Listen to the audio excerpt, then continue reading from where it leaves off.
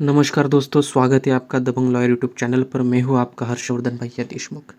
और दोस्तों, आज का हमारा पॉइंट है provisions common to bar council of India and bar council of state. Bar council of India और बार काउंसिल ऑफ स्टेट के प्रोविजंस किस एक्ट में है? The advocates act of 1961। तो उसी एक्ट में जो प्रोविजंस है और जो कॉमन प्रोविजंस है bar council of India and bar council of state के, वो आज हम क्या देखेंगे, वो आज क्या करेंगे, हम देखेंगे। तो चलिए शुरू करते हैं। First, bar council to be body corporate.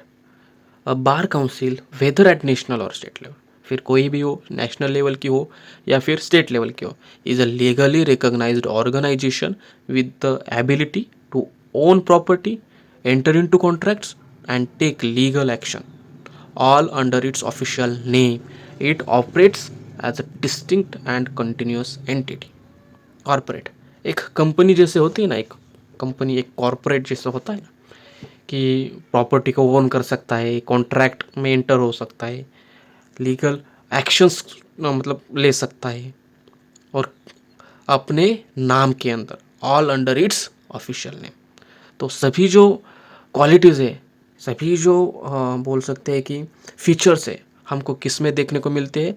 तो बार काउंसिल में देखने को मिलते हैं। इसलिए bar council to be body corporate कहा है हमने। नेक्स्ट है प्रोविजन है constitution of committees of bar council.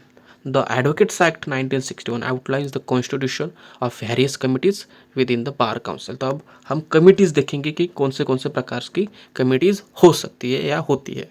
तो section 9 of advocates act of 1961 में हमको दिखाया है, हमको दिया है disciplinary committees. Each bar council whether at national or state level can form one और मोर डिसिप्लिनरी कमिटीज़। एक या एक से ज़्यादा भी डिसिप्लिनरी कमिटीज़ हो सकती है। अब डिसिप्लिनरी कमिटी का काम क्या होता है? जो भी प्रोफेशनल मिसकंडक्ट है या अदर मिसकंडक्ट है बाय एडवोकेट्स, उनके केसेस को क्या करना, मतलब उस पर डिसीजन देना, केसेस की सुनवाई करना, और अगर एडवोकेट दोषी हो तो उसको क्या करना, पनिश करना। ये क्या काम होता है? डिसिप्लिनरी कमेटी का काम होता है। These committees consist of 3 members, उसमें 3 मेंबर्स होते हैं, 2 elected from the councils member and 1 co-opted from advocates who meet specific qualifications. तो 2 होते हैं काउंसिल्स के मेंबर और एक होता है जो कि एक स्पेसिफिक क्वालिफिकेशन मीट करता है, मतलब कि एक स्पेसिफिक क्वालिफिकेशन उसके पास होता है, इसलिए वो क्या होता है, मेंबर होता है। 3 मेंबर्स की कमेटी होती है। फिर है the most senior advocate among the committee member serves as the chairman. Chairman कौन होगा? द मोस्ट सीनियर एडवोकेट होगा। This committees handle disciplinary proceedings against advocate, जो कि मैंने बताया आपको पहले ही कि जो डिसिप्लिनरी प्रोसीडिंग्स हो गए अगेंस्ट एडवोकेट, उसको हैंडल करती है ये कमेटी। फिर कमेटी होती है the legal aid committee. Legal aid committees section 9A of the Advocates Act of 1961. A bar council has the option to create one or more legal aid committees, just like disciplinary committees की एक या एक से ज़्यादा। Each committee can have between 5 to 9 members as prescribed, मतलब 5 से 9 तक क्या हो सकते हैं, मेंबर्स हो सकते हैं। The qualification, selection process and terms of office for committee members are determined as per the prescribed rules. तो जो रूल्स प्रिस्क्राइब्ड किए हैं उसमें हमको क्या मिलेंगे, किसके रूल्स मिलेंगे? Qualification, selection process and the term of office. फिर है स्टैंडिंग कमिटी, सेक्शन 10 में हमको देखने को मिलेगी। State bar council must establish 2 standing committees, और उसमें भी 2 प्रकार, executive committee and enrolment committee. State bar councils के कमेटी बोल रहे हैं। State bar council must establish 2 standing committees. कौन से? Executive committee and enrolment committee. अब executive committee consist of 5 members. Executive committee में कितने मेंबर्स है? 5 मेंबर्स है, elected from the council members.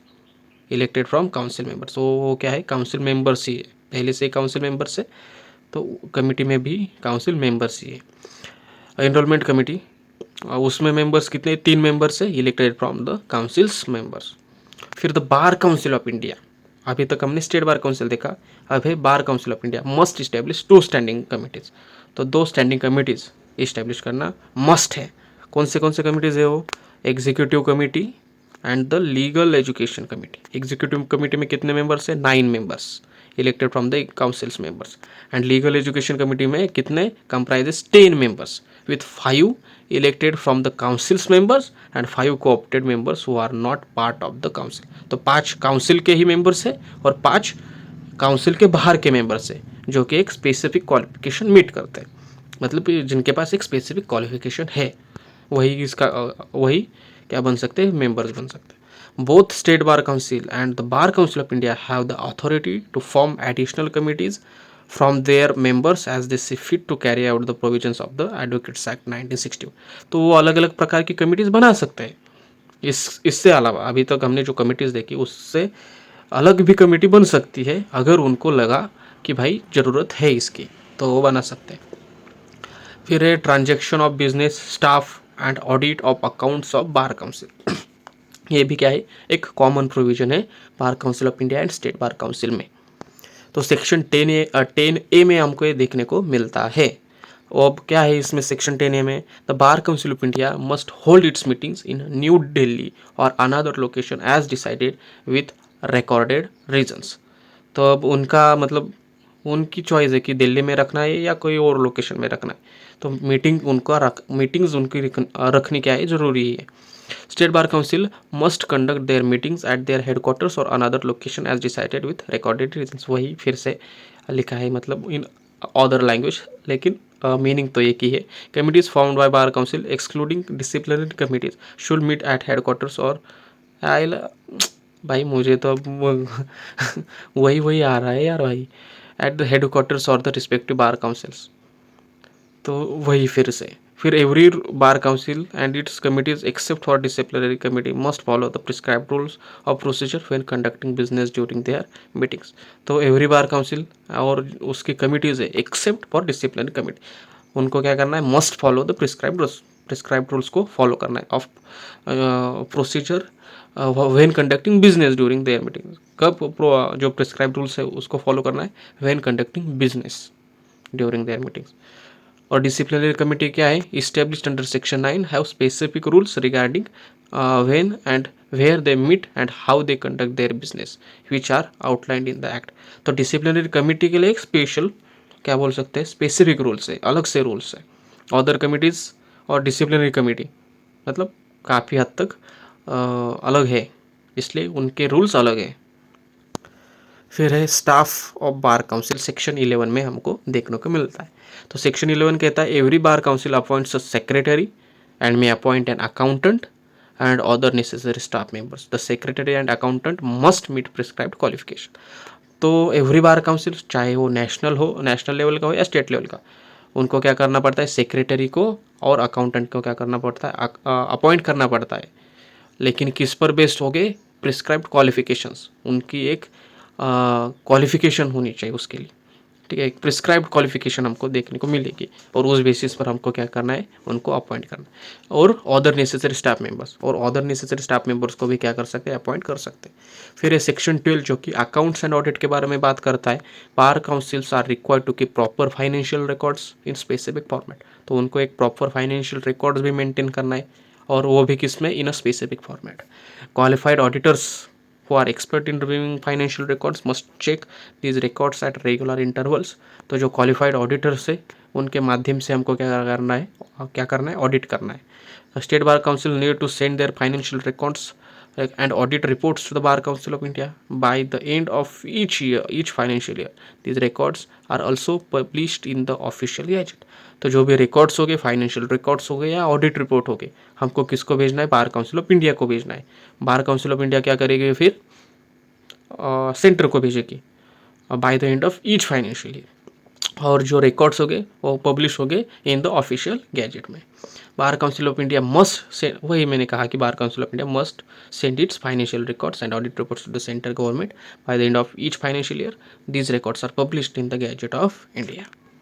फिर है power of bar councils to make rules. Section 15 बोलता है रूल मेकिंग अथॉरिटी.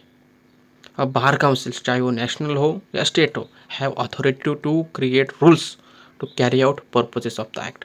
तो जो एक्ट में पर्पज दिया है उसको फुलफिल करने के लिए क्या कर सकती है, बार काउंसिल्स रूल्स बना सकती है. फिर है स्पेसिफिक रूल्स. अगर देखा जाए, these rules can cover various specific matters including but not limited. तो और अब किस फैक्ट्स पर या किस चीज़ों पर वो क्या कर सकती है, रूल्स बना सकती है। जैसे कि इलेक्शन रूल्स हो गए, तो इलेक्शन कंडक्ट करने के लिए जो रूल्स है वो बना सकती है। स्टेट बार काउंसिल के लिए हो सकता है, ठीक है। Rules about how bar council members are elected, किस तरीके से बार काउंसिल के मेंबर इलेक्ट होंगे, including the use of secret ballot and postal voting as well as the process of for preparation and updating voter list. तो जो election के rules का, मतलब बनाने की पावर किसको है, बार काउंसिल को है। Chairman and vice chairman, chairman election, तो चेयरमैन एंड वाइस चेयरमैन का भी इलेक्शन के रिलेटेड रूल्स कौन बनाएगा, बार काउंसिल बनाएगी। डिस्प्यूट रिजोल्यूशन, अब rules outline how doubts and disputes related to bar council elections और the position of chairman and vice chairman should be resolve.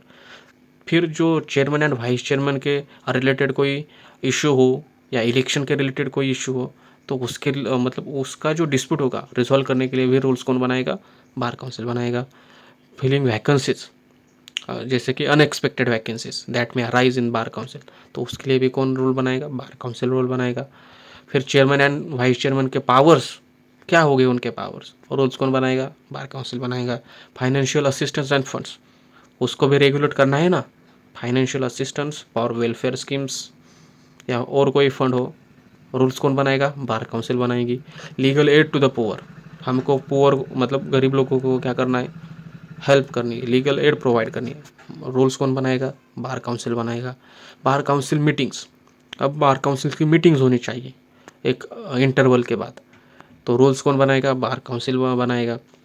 Committees rule, अब अलग अलग कमिटीज़ इस्टेब्लिश करनी है, तो रूल्स तो बनाने पड़ेंगे। फिर secretary and staff rules, secretary है, अकाउंटेंट है, स्टाफ भी हम अपॉइंट कर रहे हैं, तो उनके फंक्शंस के लिए, उनके लिए अपॉइंटमेंट के लिए रूल्स कौन बनाएगा, बार काउंसिल रूल बनाएगा। फाइनेंशियल रिकॉर्ड के भी अब अलग अलग प्रकार के फंड्स है, उनका ऑडिट मतलब अकाउंट है, उनका ऑडिट भी होना जरूरी है, फाइनेंशियल ऑडिट होना जरूरी है। उनके रिकॉर्ड्स भी क्या करने हैं, हमको भेजने हैं बार काउंसिल ऑफ इंडिया को, और बार काउंसिल इंडिया आगे का किसको भेजेगी, सेंटर को भेजेगी। तो रूल्स कौन बनाएगा, वही बनाएंगे। ऑडिट रूल्स, अब ऑडिट भी होना जरूरी है, तो उसके भी रूल्स कौन बनाएंगे, वही बनाएंगे। फंड मैनेजमेंट, मैनेजमेंट करना है फंड्स को, रूल्स कौन बनाएगा, बार काउंसिल बनाएगी।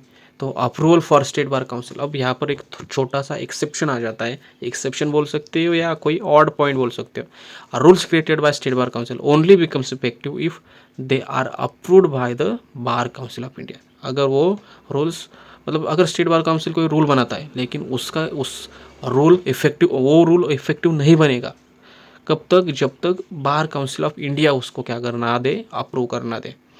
तो ये छोटी सी एक या बात आपको याद रखनी पड़ेगी।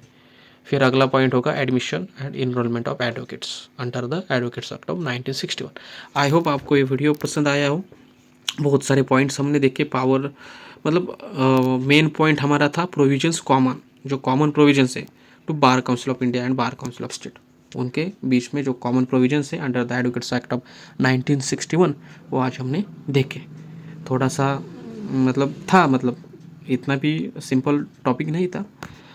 तो आई होप आपको समझ में आया हो। मैं कोई टीचर नहीं हूँ, मैं आपकी तरह ही एक स्टूडेंट हूँ, लेकिन मतलब मैंने थोड़ा बहुत ट्राई किया आपको समझाने का। तो आई होप आपको वीडियो पसंद आया हो तो लाइक शेयर सब्सक्राइब कर देना। पहली बार बोल रहा हूँ मैं। और अगर कोई इशू है, आपको कोई डाउट है, तो मुझे डीएम कर सकते हो @दबंग लॉयर।